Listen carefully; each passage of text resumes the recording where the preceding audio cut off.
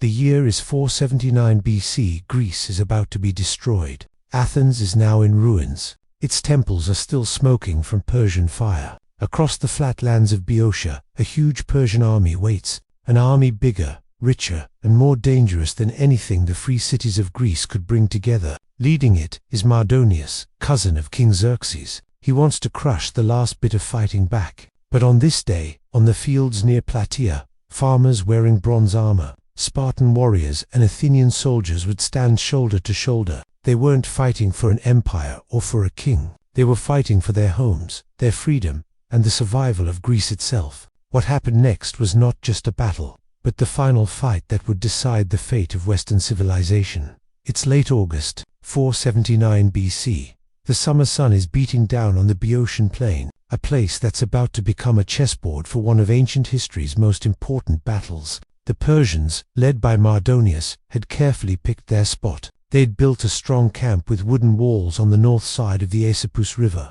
a smart position that gave them protection and access to open ground. Inside this huge fortress were the different forces of the Persian Empire, skilled Asian archers, fast median horsemen, the scary immortals, the emperor's best soldiers, and even Greek traitors like the heavily armed soldiers from Thebes who had chosen to side with the invaders. Guesses differ, but Mardonius commanded a force of about 100,000 to 120,000 men, a truly huge number. Across from them, on rough ground, mixed with fruit trees and cut by the winding Aesopus River, the allied Greeks lined up. Their shields, painted with the symbols of their city-states, formed a strong wall. The Spartans, under the command of the leader, Pausanias, nephew of the famous Leonidas of Thermopylae, held the place of honor on the right side, a spot saved for the most powerful fighting force. The Athenians, led by the respected general Aristides, held the left side, facing their former countrymen, the Thebans. In the center, a solid block of groups from many other Greek cities stood ready,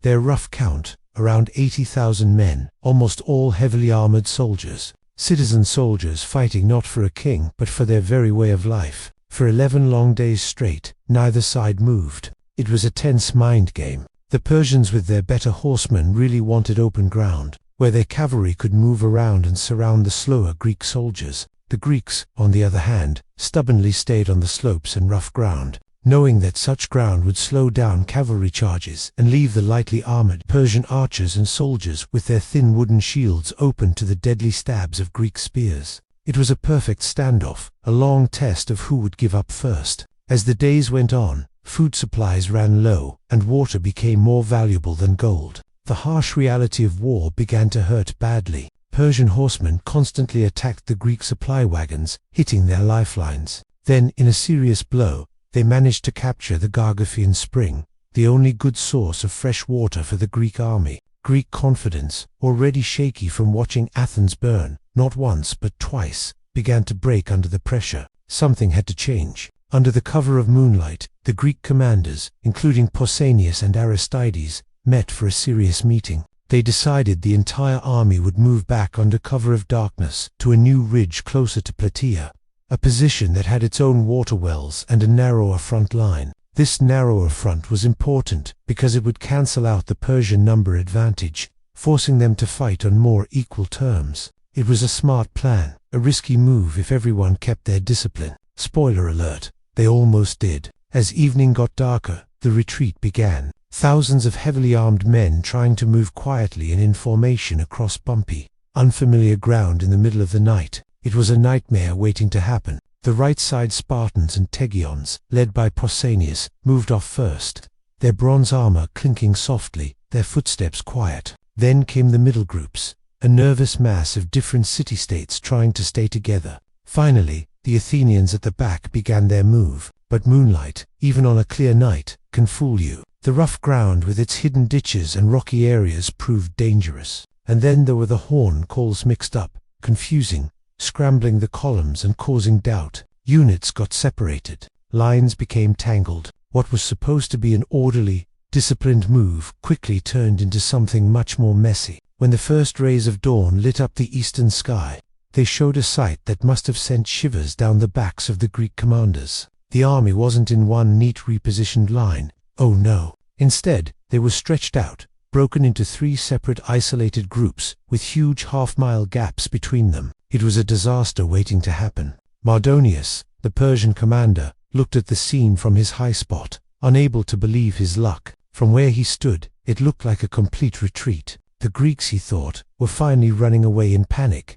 their confidence broken. This was the moment he'd been waiting for, the chance to use his bigger numbers and horsemen on a disorganized enemy. Convinced the Greeks were in chaos and running for their lives, he immediately ordered his cavalry forward, trumpets blaring across the plain. Then, with a roar, the entire infantry mass, a human wave of Persian power, began to move forward. Persian horses splashed through the shallow waters of the Asopus River, their riders eager for the kill. What looked to Mardonius like a great chase of a broken enemy was about to turn into something far more deadly for him, the biggest, most unexpected surprise attack of the ancient world. The Greeks, beaten up and disorganized as they weren't running. They were about to make their stand. The first wave of Persians, a flood of lightly armed soldiers and archers, crashed head-on into the Spartan phalanx. This wasn't some slow-motion movie scene with bronze statues clanking around. These were Spartans. They'd been training since they were 7 years old, shaped into living weapons. Their training wasn't just about fighting, it was about moving as one, a single disciplined unit. Shields overlapped, creating an unbreakable wall of bronze and wood. Their long spears, called dory, stabbed in a steady, rhythmic pattern. The standard phalanx was usually 8 rows deep, but here, as the front got narrower with the ground, they packed in maybe 2-4 rows, making their line even thicker, even more powerful. Each man didn't just push with his arm, he pushed with the entire bowl of his aspis, his heavy shield, using his body weight to create an unstoppable surge forward. The entire formation moved like one terrifying bronze-covered animal. Persian archers shot volleys of arrows, a deadly rain designed to break formation and cause panic. But bronze armor was thick, and the tightly packed shield wall bounced most of them off. Arrows bounced off harmlessly, hitting the ground, or simply couldn't go through the strong armor against such a thick protected mass. The distance between the two lines kept getting smaller, the Persian attack stopping against the strong Greek determination. Then, for a scary moment, something threatened to break that perfect rhythm. A lone Spartan, by some accounts named Arimnestus, took an arrow straight through his thigh. A weaker man might have fallen, breaking the line, but with an act of almost superhuman strength, stuck the bottom of his spear into the ground, using it to hold himself up, keeping his position even as his friends desperately pulled him backward, out of the immediate fight. That tiny, brave act of individual courage, that refusal to give up, steadied everyone. The shield wall, briefly threatened, held strong, becoming an even more solid barrier. Mardonius, seeing his soldiers stop, realized how serious the situation was. He couldn't let his first charge fail. In a desperate, bold move, he rode forward, surrounded by his 1,000 elite immortals, their special white shields painted with golden pomegranates shining in the morning sun. He was probably trying to rally his troops to break the Greek line himself. Ancient sources disagree on exactly who threw the javelin or rock that brought him down. Some say it was a Spartan named Arimnestus, or Emnestusan, unforgettable name indeed, while others say it was a simple soldier, a nameless hero. But everyone agrees on what happened. Mardonius, the Persian commander, fell from his horse, struck down in the thick of the fighting. When Mardonius fell, the immortals stopped. For 5 heartbeats, they paused, shocked by the loss of their leader. In the brutal close fighting of a phalanx fight, 5 heartbeats is forever. It was all the Spartans needed. With a loud roar, they crashed forward, pushing with new strength. The Persian center, suddenly, without a leader and discouraged, collapsed under the constant pressure. The hammer had struck, and the Persian line was broken. Meanwhile, on the left side, the Athenians, under the smart command of Aristides, were fighting a brutal struggle against the Theban soldiers. These weren't lightly armed fighters. These were armored men fighting with the same heavy equipment as the Athenians, and they actually had more men than their Athenian enemies. It was a tough, grinding fight, a battle of willpower between Greeks. But the very gaps that had worried the Greek commanders, earlier those half-mile holes in their broken line, now became an unexpected advantage. As the Persian center fell apart, these gaps allowed the Athenians to make a daring move. They wheeled inward, turning their disciplined phalanx to hit the Thebans right in the side. This perfectly timed attack came just as the news of Mardonius's death like a wave across the battlefield, reached the ears of the fighting Thebans. Discouraged and now attacked from the side, the Thebans broke. They couldn't hold. The Athenians surged downhill, pressing their advantage, their cheers mixing with the roar of the Spartans. Soon, the two allied Greek forces joined up, forming an even more powerful front.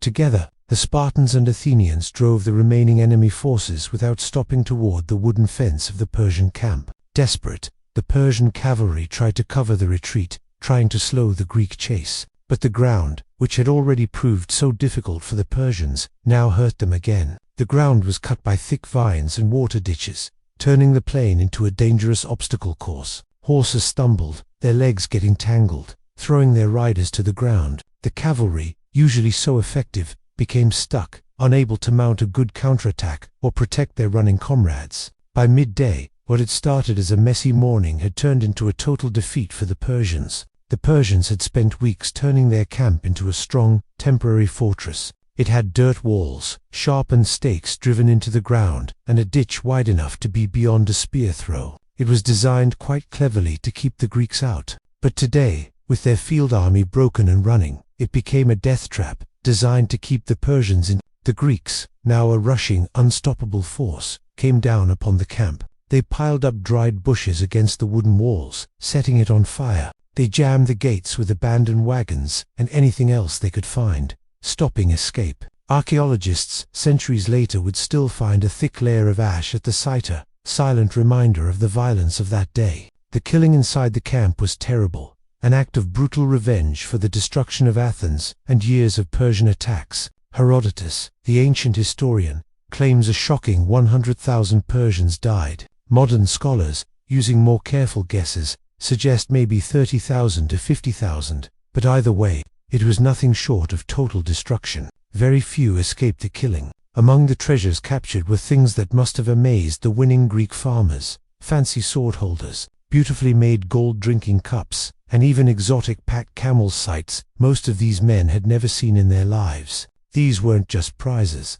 They were real proof of the huge wealth and power of the empire they had just brought to its knees. More importantly, the entire Persian supply base in central Greece, the base from which they had planned to conquer the rest of the peninsula, was gone, completely destroyed. Platea was more than just another battle. It did more than simply end Xerxes' invasion. It was a huge event that echoed through history, shaping the path of Western civilization. This victory proved clearly that citizen soldiers who owned their land, who voted in their assemblies, and who fought side by side with their neighbors for their shared freedom and way of life, could completely beat drafted troops answering to a distant, bossy king. The Greeks weren't fighting for a ruler. They were fighting for themselves, for their families, for their city-states. That deep personal investment fueled a fierceness and a teamwork that the Persian army, for all its numbers and professional training, simply couldn't match in close combat. It was a powerful statement about the power of self-government and individual freedom. The victory at Platea secured the Aegean Sea, pushing the Persian threat back across the Hellespont. This wasn't just about geography. It was about protecting the very birthplace of Western thought. It allowed Greek ideas, concepts like trial by jury, the revolutionary power of theater, the careful pursuit of logic and philosophy, and the growing ideals of democracies to survive and grow. These weren't just abstract ideas. They were the seeds that would eventually grow in Rome, then spread across Europe, and finally shape much of the modern world we live in today. Without Platea, the thinking and cultural landscape of the world would be totally different. The battle also made the phalanx the disciplined shield, or the gold standard of warfare, for a century and a half, until Alexander the Great's brilliant mixed formations appeared on the scene. The Hoplite phalanx was the ultimate expression of military power. Its effectiveness at Platea, where it destroyed a much larger force, cemented its reputation and influence for generations. In short, the day 80,000 Greeks held together, fighting for more than just a king or an empire, is the day the West stayed Western. It was the moment when the path of two very different civilizations crashed, and the smaller, freer one won, making sure its legacy would last. The few Persian survivors, a broken piece of a once mighty army, limped across the Hellespont, their dreams of conquering Greece shattered. King Xerxes, who had proudly watched his fleet burn at Salamis, never risked another land invasion of Greece. The lesson was learned brutally and clearly. The Spartans, covered in glory, returned home carrying the bronze leg armor of Mardonius, a dark but powerful trophy. It was undeniable proof that even the most powerful empire builders can fall, and that even a king's cousin isn't unbeatable. The Athenians, with their city slowly rising from the ashes, rebuilt with a newfound confidence. They funded a powerful fleet, and within 50 short years were building an empire of their own, a sign of their toughness and ambition. On the quiet ridge of Platea, where the fate of worlds was decided, farmers still dig up arrowheads and spear ends when their spring plows cut deep into the soil. Each find is a real reminder, a whisper from the past. Discipline, smart use of ground, and the pure, stubborn refusal to quit can turn 80,000 determined individuals into an army that truly changes the world.